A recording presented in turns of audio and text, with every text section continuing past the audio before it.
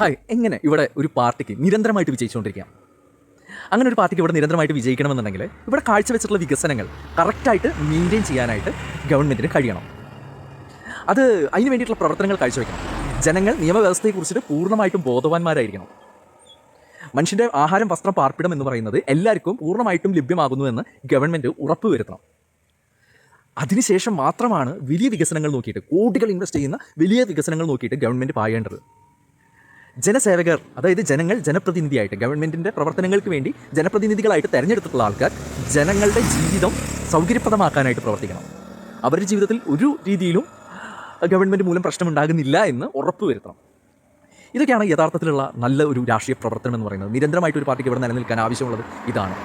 പിന്നീടാണ് വലിയ വികസനങ്ങൾ, കോടികൾ ഇൻവെസ്റ്റ് ചെയ്യുന്ന വികസനങ്ങളിലേക്ക് പോകേണ്ടത്. ഉള്ള വികസനങ്ങൾ പ്രോപ്പറായിട്ട് മെയിൻറ്റെയിൻ ചെയ്യാതെ വലിയ വികസനങ്ങൾ നോക്കി പായുമ്പോൾ ജനങ്ങൾ അനാഥരാവുകയാണ് ചെയ്യുന്നത്. അപ്പോൾ ഓക്കെ, ബൈ.